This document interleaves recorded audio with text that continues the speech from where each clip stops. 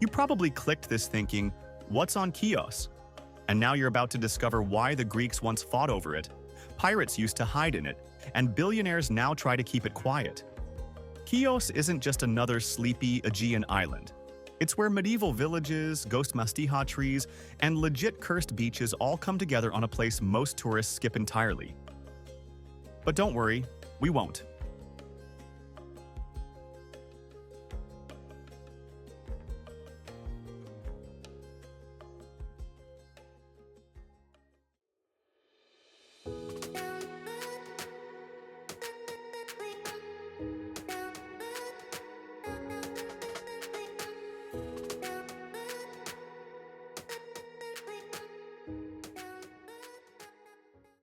Forget the Santorini cliches. Chios is for people who like their Greek islands rougher around the edges, with fewer cruise ships, more Venetian castles, and the occasional haunted olive grove. It's the 5th largest island in Greece, yet most travelers couldn't point to it on a map. Good. That means the beaches are still wild, the seafood is still fresh, and your Instagram posts might actually surprise people. And here's the twist. This island gave birth to Homer, allegedly, fueled empires with its mastija, we'll get to that, and was the site of one of the most brutal massacres in Greek history. Buckle up. Chios is floating in the northeastern Aegean, practically high-fiving Turkey. You can get there by ferry from Piraeus, that's Athens' busy port, 7 to 9 hours overnight, or hop on a 50-minute domestic flight if you don't want to play maritime roulette. Ferries also come in from Mytilene, Samos, and nearby Turkish port towns like Çeşme, making it a good border-hopping base. Once you're on the island, you'll want a car. Public transport exists, barely, but you'll need wheels to get from medieval mountain villages to the southern mastihe forests without aging significantly along the way. Let's start with Chios's crown jewel. The Mastija villages, a cluster of fortified medieval towns built by the Genoese to protect the world's only source of mastihe resin. Yes, the gum. No, not just any gum. Mastija is a protected designation of origin product, harvested by slicing the bark of lentisk trees so it weeps aromatic tears. Sounds poetic. Wait until you taste the ice cream.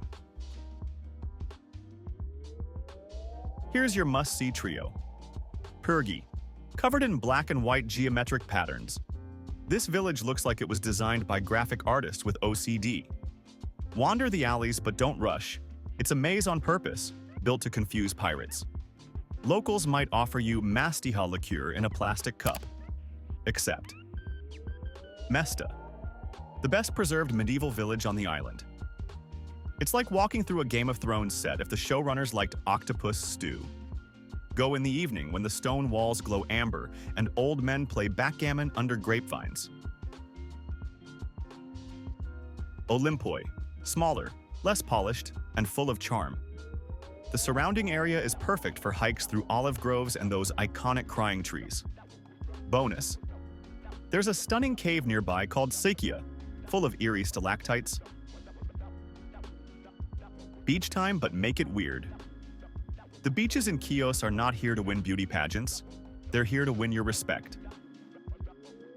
Mavravolia. You'll never forget the black volcanic pebbles, thanks to a nearby ancient eruption. The water is so clear it's like swimming in Photoshop, and the vibe is dramatically minimalist. No loud beach bars.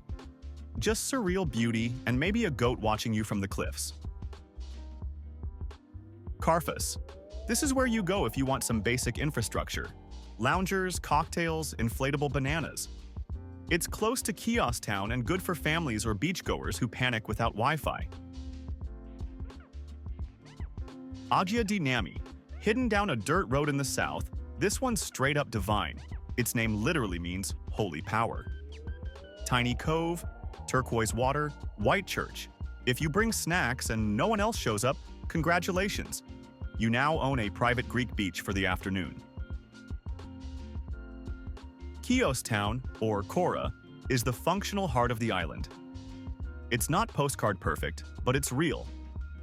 You'll find cobbled alleys, Venetian mansions, post-earthquake rebuilds, and a surprisingly spicy nightlife. Start at the Castro, a Genoese-built fortress still inhabited by locals. You can actually rent an Airbnb inside the castle walls. Next, walk the harbor, grab some grilled sardines, and people watch the local students, artists, and elderly fishermen all arguing over coffee. Don't miss the Byzantine Museum, in a former mosque, and the Korai Library, which has an original edition of Diderot's Encyclopédie, because why not? Day trips that hit different. Chios is big enough for a week, but small enough to squeeze in some wild detours. Anavados, a cliff-hanging ghost town abandoned after the 1822 massacre. Think, eerie silence, crumbling stone, cursed movie energy. Neomoni, 11th century monastery, UNESCO listed with gold mosaics, and a skull room, beautiful and unsettling in equal measure. Volissos, alleged birthplace of Homer. Castle ruins, panoramic views, and old-school Greek vibes. White walls, sleepy cats, bred by pickup truck. Food, bleeding or growing, that's the rule. Chios cuisine is rustic, seasonal, and unapologetically rich. Try mastello, goat or lamb baked in wine and mastiha. Or go full seafood with guna or saganaki mussels. Wash it down with ouzo, then nap accordingly. Dessert?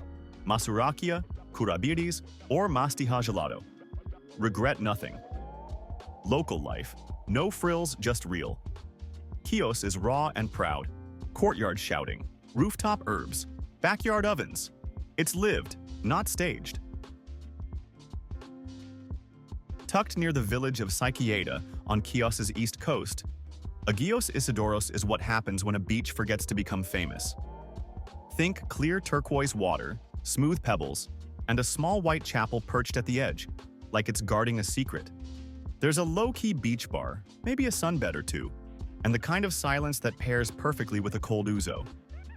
It's popular with locals, but somehow still feels like yours. Peak summer, July-August, is hot, dry, and alive. Expect music festivals, open-air cinemas, and the occasional village feast where a whole goat disappears in under 5 minutes. May, June, September. Chef's kiss. Fewer crowds, better weather, and that magical, the locals still have patience energy. Avoid winter unless you enjoy windy existential crises and closed tavernas. Why Chios? Here's the thing. Chios doesn't try to seduce you. It doesn't smooth its edges. It makes you work a little. To rent the car, to wander the maze, to learn how to pronounce mastiha without sounding like a cough. But if you give it time, Chios reveals layers. You'll find the raw Greece, the haunted, heroic, hilariously honest kind. It's not the Greece of filtered sunsets and perfect white domes. It's the Greece of pirate legends, midnight feasts, and crumbling towers with thousand-year-old secrets. And that's what makes it unforgettable. If you're loving this off-the-beaten-path Greece vibe, check out our guide to Icaria next. Another island where time moves weird and nobody's in a hurry. Links in the description.